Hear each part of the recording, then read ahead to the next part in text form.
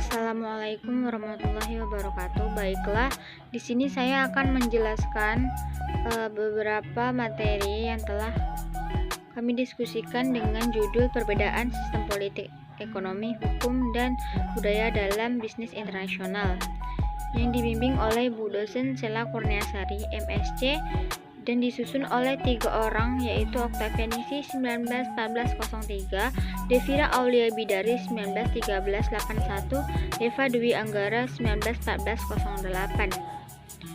Saya akan menjelaskan tentang sistem budaya dalam bisnis internasional. Pengertian budaya. Secara terminologi, budaya adalah keseluruhan kepercayaan, aturan, teknik, kelembagaan, dan artefak buatan manusia yang mencirikan populasi manusia. Jenis-jenis budaya. Menurut Kateora dan Graham 2002-12830 mengemukakan ada 3 kelompok kebiasaan berbisnis. Pertama, budaya imperatif. Kedua, budaya adiafora. Ketiga, budaya eksklusif. Pengaruh budaya dalam bisnis internasional.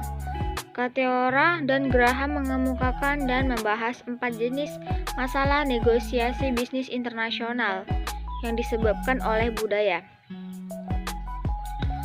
4 budaya mempengaruhi semua fungsi bisnis sebagai berikut. Yang pertama, pemasaran. Yang kedua, manajemen sumber daya manusia. Yang ketiga, produksi. Yang keempat, keuangan. Budaya dan pemasaran. Budaya mempengaruhi setiap aspek dalam pemasaran. Sebuah perusahaan yang berorientasi pada pemasaran harus mengambil keputusan berdasarkan sudut pandang pelanggan. Ada beberapa sudut pandang pelanggan, yaitu yang pertama produk, kedua distribusi, ketiga promosi, dan keempat harga. Sistem politik dan hukum dalam bisnis internasional. Yang pertama yaitu lingkungan politik. Lingkungan politik memuat peristiwa-peristiwa yang beraneka ragam seperti masalah-masalah sipil atau konflik, aksi terus menentang bisnis, konflik antar negara di kawasan tertentu. Politik dan pemasaran.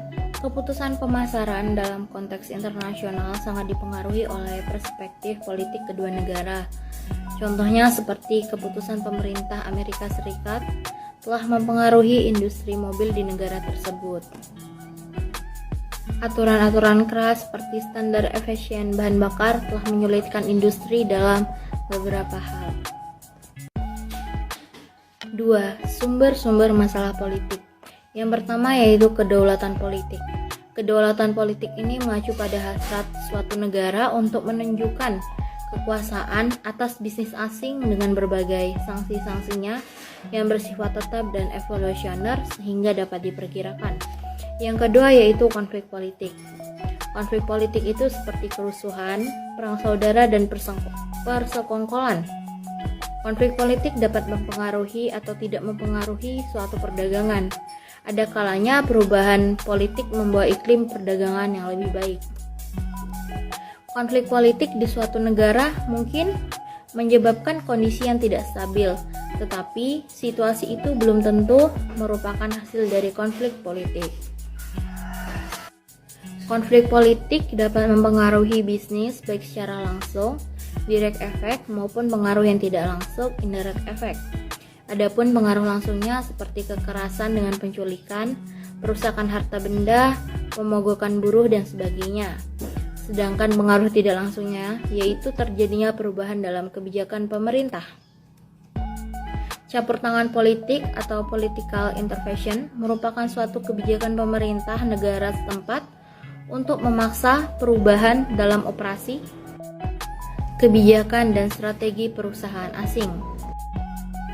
Besarnya campur tangan tersebut beraneka ragam, sesuai dengan bisnis perusahaan, dan sifat campur tangan berbentuk pengambil alihan, domestikasi, pengendalian pertukaran, pembatasan impor, pengendalian pasar, pengendalian pajak, pengendalian harga, dan masalah perburuhan. Beberapa model politik. Yang pertama yaitu politik internasional negara atau sentris, berasumsi bahwa pemerintah suatu negara bertujuan mencari kekuasaan dan status dalam hubungan dengan negara lain, tujuan kompetisi dan desentralisasi sistem politik internasional pemerintah tersebut menggunakan semua sumber daya internalnya untuk mencapai tujuan internasional. Yang kedua yaitu model politik nasional pluralistik, mengasumsikan bahwa pemerintah suatu negara cepat tanggap terhadap pertentangan kepentingan-kepentingan dalam suatu sistem politik. Yang ketiga, model perilaku politik organisasional birokratis, mengasumsikan bahwa tindakan pemerintah suatu negara adalah akibat dari suatu proses organisasional dalam birokrasi pemerintah. Yang keempat, model politik transnasional, menekankan pada meningkatnya peran penting yang dimainkan dalam politik dunia oleh organisasi-organisasi selain organisasi-organisasi pemerintah nasional. 3. Lingkungan hukum. Sebuah perusahaan global yang terlibat dalam pemasaran internasional harus tunduk tidak hanya kepada undang-undang negara yang bersangkutan saja, tetapi juga kepada undang-undang negara setempat di mana perusahaan itu berada. Umumnya, hukum yang relevan dari negara setempat akan memperhatikan tarif dumping, lisensi ekspor-impor, investasi asing, insentif investasi asing, dan pembatasan kegiatan perdagangan. Beberapa perjanjian dan konvensi internasional menyangkut perlindungan hak milik seperti hak paten, merek dagang, model-model dan sebagainya di negara-negara asing. Seandainya suatu konflik hukum terjadi di antara kelompok-kelompok negara yang berbeda, salah satu cara pemecahannya adalah melalui arbitrase. Keanekaragaman lingkungan hukum secara garis besar dapat dibedakan menjadi dua, yaitu yang pertama lingkungan hukum domestik. Dalam lingkungan domestik, setiap pelaku bisnis harus mematuhi hukum negara asalnya. Hukum domestik dapat mempengaruhi impor maupun ekspor produk tertentu. Banyak negara yang melarang impor produk seperti obat-obatan terlarang, senjata, minuman keras, dan lain sebagainya. Yang kedua, lingkungan hukum luar negeri. Sekali suatu produk telah melampaui batas negara, maka produk itu akan terkena hukum yang berbeda. Dalam situasi ini, negara produsen harus mematuhi segala peraturan dan persyaratan di negara tujuan. Walaupun sering dijumpai perlakuan diskriminatif terhadap bisnis dan produk asing. Hukum yang bisa menghambat untuk memasuki pasar negara tujuan adalah seperti tarif, hukum anti-dumping, lisensi ekspor-impor, regulasi investasi asing, dan insentif legal. Masalah-masalah hukum internasional. Implikasi lingkungan hukum internasional terhadap bauran pemasaran. Yang pertama, produk. Secara umum tidak semua produk dapat diimpor secara bebas. Yang kedua, harga. Setiap negara cenderung akan melakukan pengendalian harga dengan tujuan melindungi kepentingan konsumen, mengendalikan inflasi, serta melindungi upah atau gaji karyawan. Yang ketiga yaitu distribusi. Saluran distribusi di setiap negara bermacam-macam. Selain itu, tidak semua jenis distributor tersedia di semua negara. Yang keempat yaitu promosi. Saluran promosi di setiap negara bermacam-macam.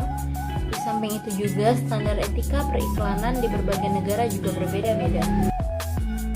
Ada dua alternatif cara memecahkan konflik.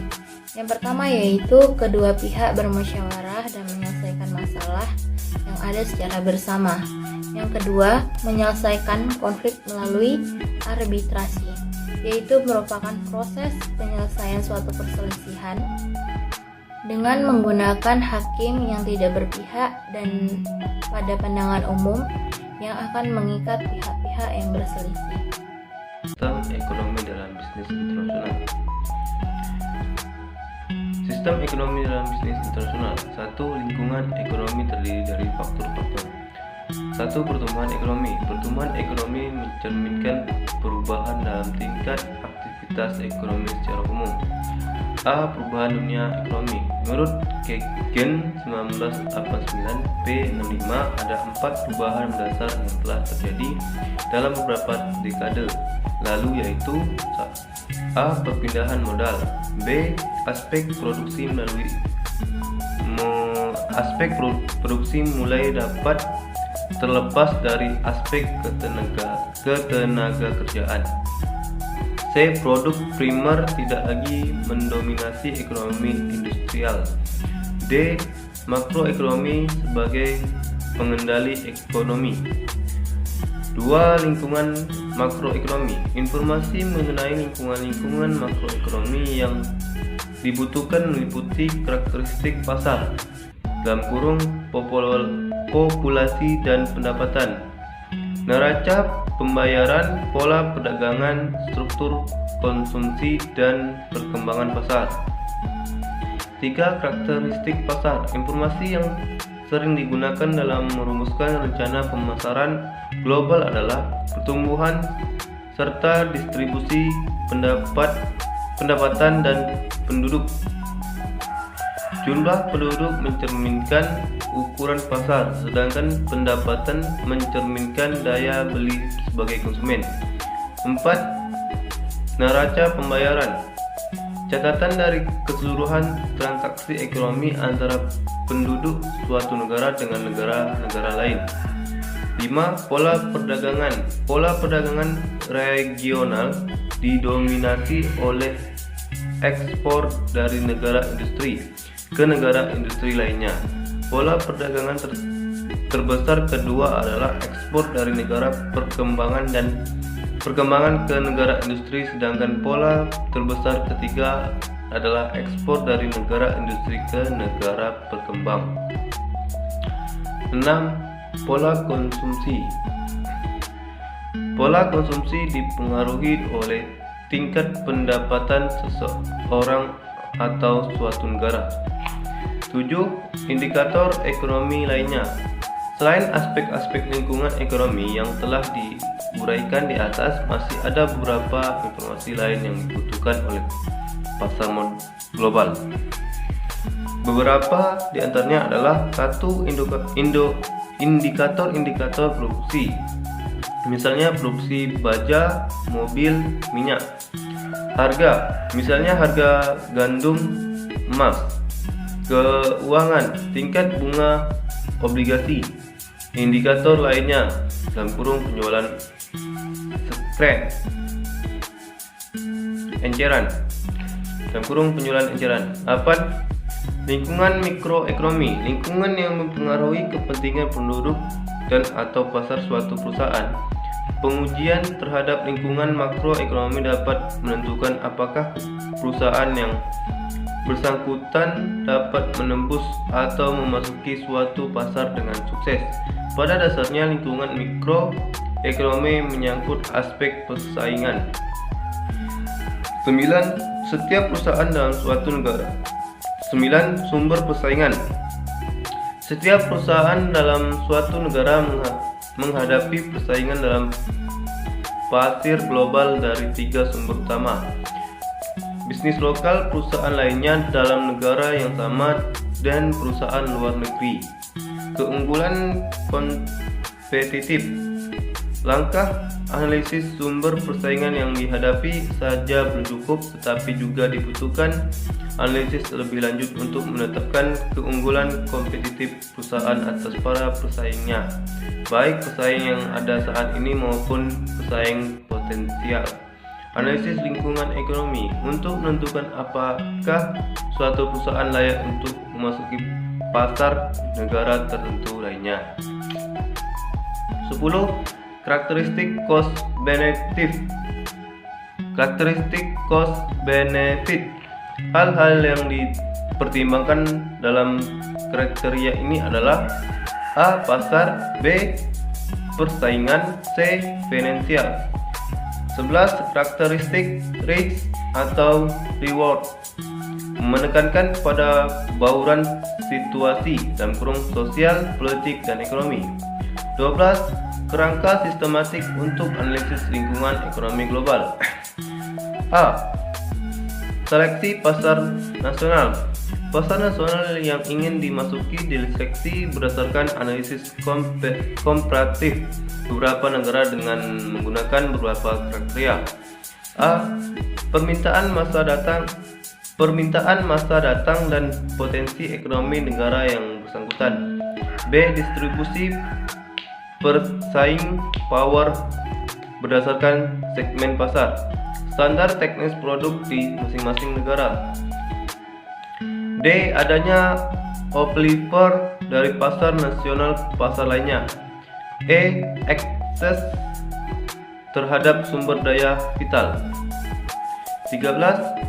Penentuan strategi pemasaran. Faktor yang perlu dipertimbangkan antara lain aksesibilitas pasar, situasi persaingan lokal, struktur pelanggan, dan potensi reimport. Perusahaan harus merumuskan strategi pemasaran generik untuk masing-masing negara atau kelompok negara dengan mempertimbangkan pola investasi, risiko produk, dan kebijakan penetapan harga. 14. Pengembangan rencana pemasaran.